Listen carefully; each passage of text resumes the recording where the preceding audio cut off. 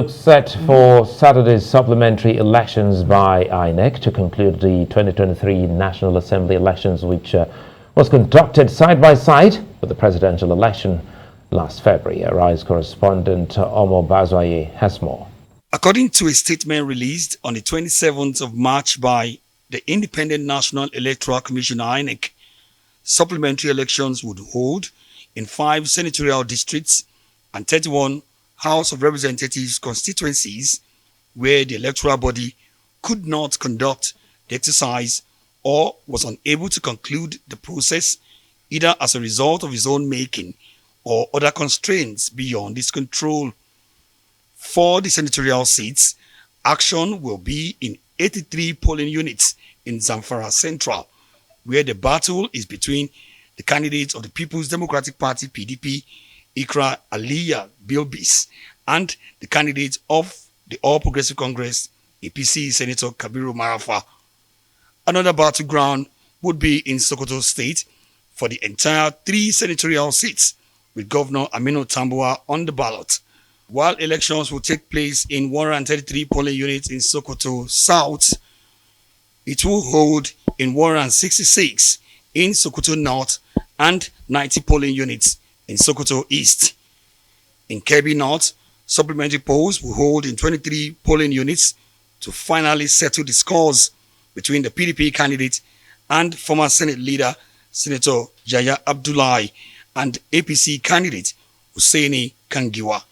Analysts say the outcome of these supplementary senatorial elections may not significantly alter the current configuration of the 10th Senate, where the governing All Progressive Congress (APC) currently enjoys the simple majority needed to dictate the pace in the battle for the Senate presidency. Attention will also be on federal constituency supplementary elections in Sokoto, Zamfara, and Taraba State. In Rivers State, elections will hold in 42 polling units in Kana Kogana Federal Constituency. There will also be elections in 2 polling units in Oyo, 44 polling units in Kogi State, Kano, Kebbi, Jigawa, Imo, Ebonyi, Bayelsa, and Akwa Ibom States. Where the pendulum swings here could further affect the balance of power in the 10th House of Representatives, where the combined opposition parties seem to be neck and neck with the governing All Progressives Congress (APC) that is in the majority. INEC is also expected to conduct supplementary elections in 58 state assembly constituencies as it rounds off the conduct of the 2023 general elections across the nation. Omo Bazwaye, Arise News.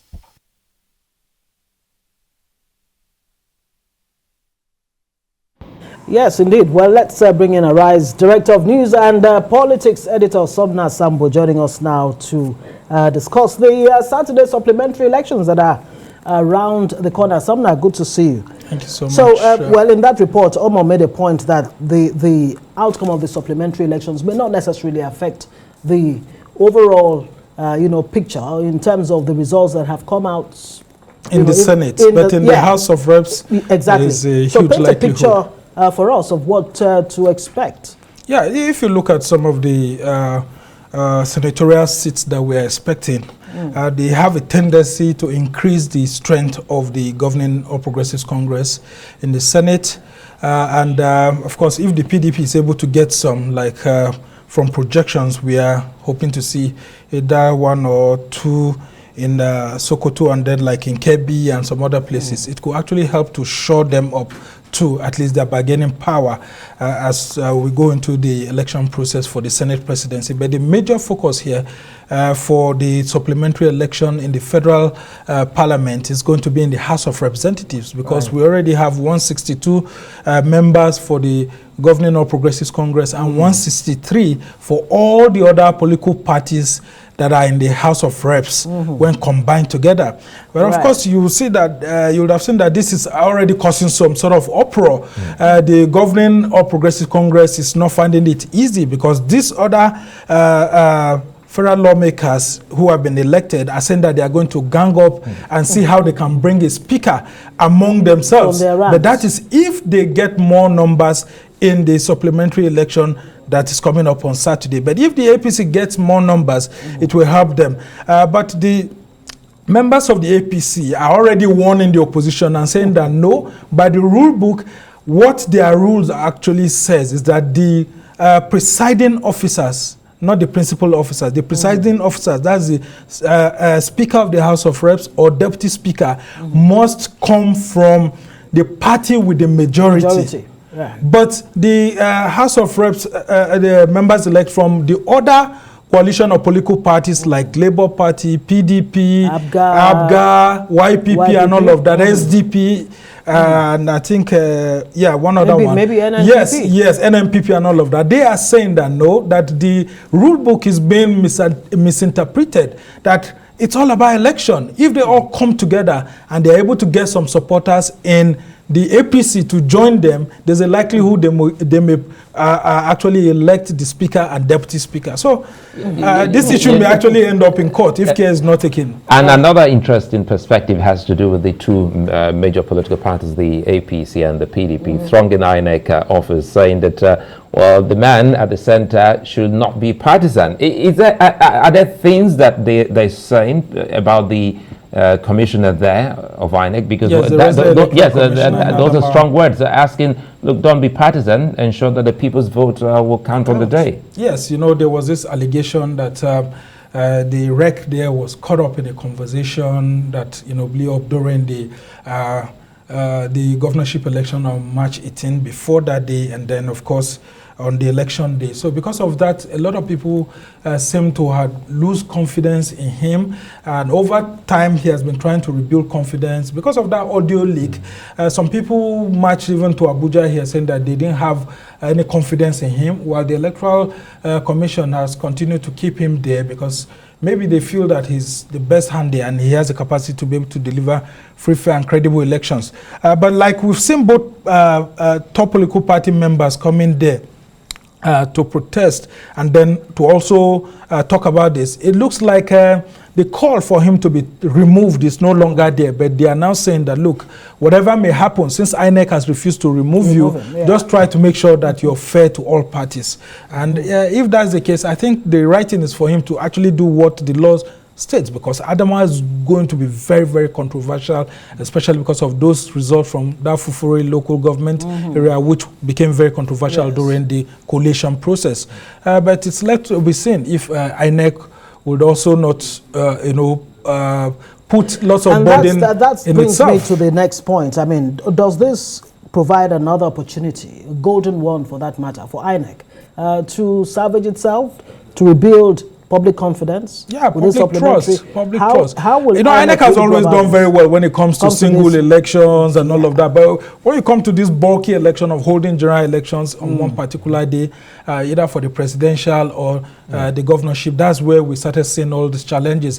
While some political parties have accused INEC of being deliberate in causing troubles for itself, INEC has come out from, what you would have heard from presidential election petitions tribunal, saying that it discharges responsibilities and that there were certain factors that were not under its control, and that has to do with the issue of internet, and that it didn't promise Nigerians that there was going to be electronic collation. Yes. But what it promised Nigerians is that, yes, that there's going to be a manual process that you also snap using the beavers and then upload. But that issue of real time was only just an assurance by the INEC national chairman. Well, it's left for Nigerians to take them up to task. But this Saturday, provides a good opportunity. Look at Sokoto, for example, where there have been lots of violence and all of that. The three senatorial districts there, nobody, has fully emerged because of all the controversies. The resident electoral commissioner, they had to be removed. A national commissioner was sent there to assist the the acting resident electoral commissioner, who's a woman there, and all of that. So every support that will be needed for that election to be discharged creditably on Saturday needs to be provided. In fact, that's why I'm happy you've just painted Sokoto, because I was coming to Sokoto saying that people protested and the man there was removed. So why is INEC reluctant about Adamawa? Because truly, as Ngozi highlighted, this is the time for INEC to get itself, to step to the plate and actually show that they have the capacity to prosecute this particular election is almost now like an off-cycle election. Yes, they can so you prepare have very well. Absolutely, and they've had enough time to prepare. So what does this actually say about INEC? Because the whole thing about this election is still about INEC, and the trust is eroding at every point that we go into. For Adamawa is a case in point that many are amazed that the man, that these parties, not one, not two, they all say, well, we want you out. There's an audio leak. It's still very much there. Yeah, it has to do with the discretionary powers of the INEC chairman. So he has the discretion to decide whether to remove the Sokoto resident electoral commissioner or not. And then in this instance, depending on the information that's available to him, and it can only be him who knows some of those complaints that have been brought before him.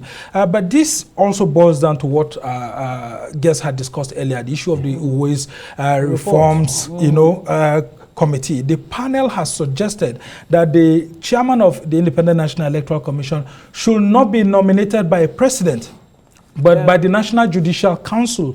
And then that with the recommendation of the National Judicial Council, there will also be, approval by the Council of State, which is made up of former Nigerian leaders. And then, of course, you also have the Senate having the final approval. So if this happens, you have like 3 persons nominated, and then that decision is passed to the National Council of State, and then from there eventually to the Senate. You see that the president and then the governing party at the time will not have a say.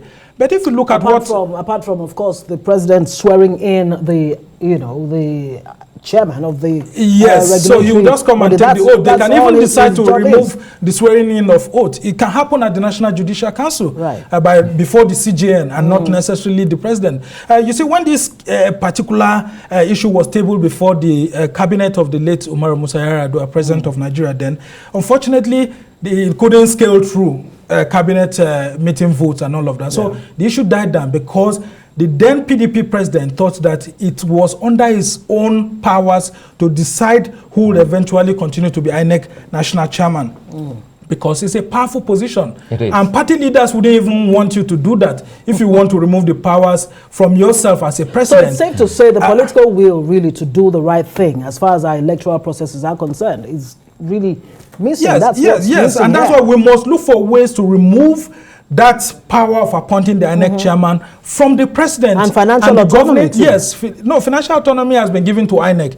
They are on the first line charge, and then lots of powers have been granted onto them. But that power to appoint, someone has always been there, and unless we remove that power, it will be difficult. And that's why you see lots of discretionary decisions being taken by the INEC chairman. You call him, he doesn't decide to answer, and then, there are lots of pressures on him here and there. In 2019, don't forget, this same Professor Mahmoud Yakubu was accused of going to the State House to go and visit President Muhammadu Buhari's then Chief of Staff, Abba Kyari, and all of that, and it caused a lot of uproar. An INEC national chairman is not supposed to be seen near the precincts of the presidential villa. Absolutely. But quickly here, if we can do this in less than 30 seconds, Sumner, with the make of the 10th Assembly, now we have a lot of oppositions making incursion that will be there. Do you think that this can see the light of day?